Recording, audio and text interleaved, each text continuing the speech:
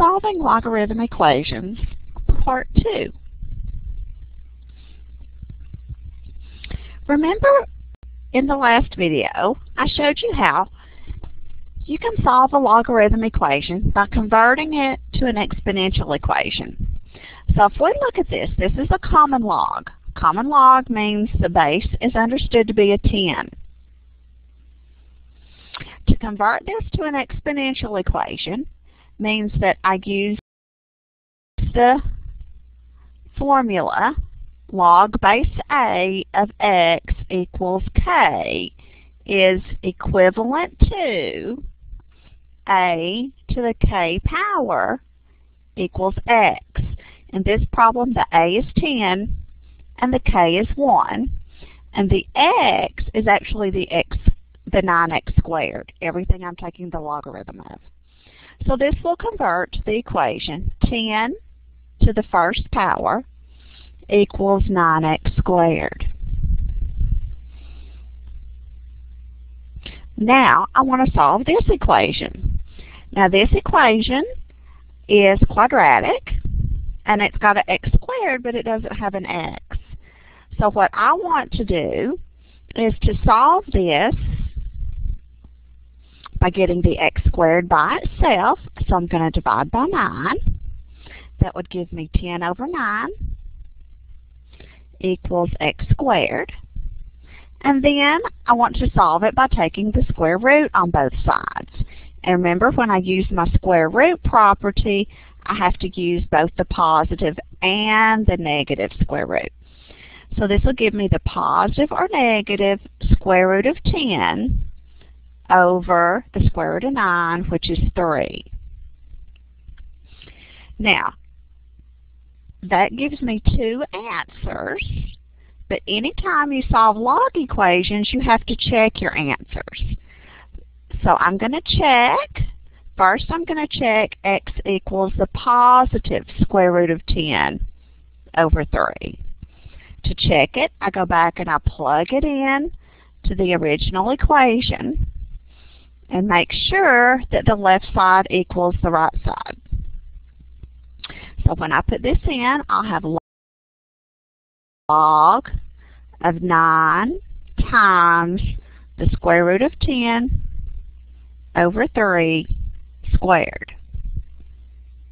So this is the log of 9 times 10 over 9, which those 9's would cancel, so I would have the log of 10.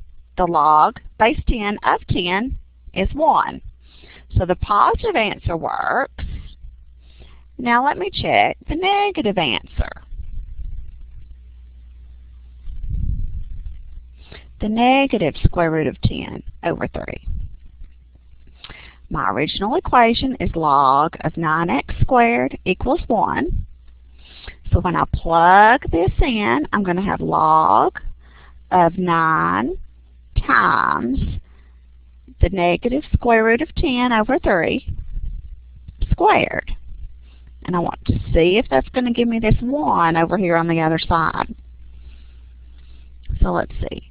When I square the negative square root of 10, I'm going to get 10. And when I square the 3, I'm going to get a 9. So once again, this left side of the equation is the log of 10. The log of 10 is 1. So actually both of these answers work in this equation. When you have an equation that has more than one logarithm in it, for example, this one we have logarithms on both sides of the equation. We want to get the logarithms on each side combined. We'll use our properties of logarithms, which tells us if we add 2 logs with the same base, that's the same as forming a product of the logarithms. So the natural log of x plus the natural log of x minus 1 is the same as the natural log of x times x minus 1, which is the natural log of x squared minus x. That equals the natural log of 2. Now, similar to what you may have seen before, if the natural log of something equals the natural log of something else, then we know this x squared minus 2 has to be the same as, x squared minus x has to be the same as the 2. So here, I don't even need to do any conversions. I just write this as x squared minus x equals 2. So to solve that, it's quadratic, so I set it equal to 0, and then I factor it. That'll be x minus 2 times x plus 1. So this will give me 2 solutions. I get x equal 2, and I get x equals negative 1. Now, right off the bat, I know that this negative 1 I'm going to have to throw out, because when I go to plug this in right here, the natural log of negative 1 would be undefined. Now, the other answer, that positive 2, let's see what I get here when I check it. This would be natural log of 2 plus natural log of 2 minus 1. So this is the natural log of 2 plus the natural log of 1. But remember that the natural log of 1, or any logarithm of 1, is always going to be 0.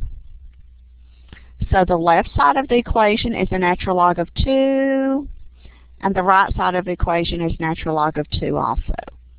So the x equals 2 works. The x equal negative 1 does not work. This problem, I have logarithms on the first side of the equation, but not on the second side. So once again, I'm going to use my properties to combine these. This is an addition. So that means I can combine these 2 logarithms into the log base 2 of x minus 7 times x plus 7. Now, I need to multiply this out in here to make it a little bit easier to write out. X minus 7 times x plus 7 is x squared minus 49. So I have the log base 2 of x squared minus 49 equals 5. Now, I do need to convert this to an exponential equation. My base is 2, so I have 2 to the 5th power is equal to x squared minus 49.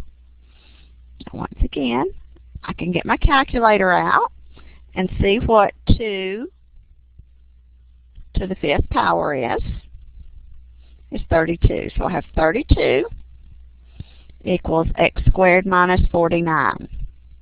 So I'm going to solve this by subtracting my 32 from both sides. So that would give me x squared minus 81. I'll factor this.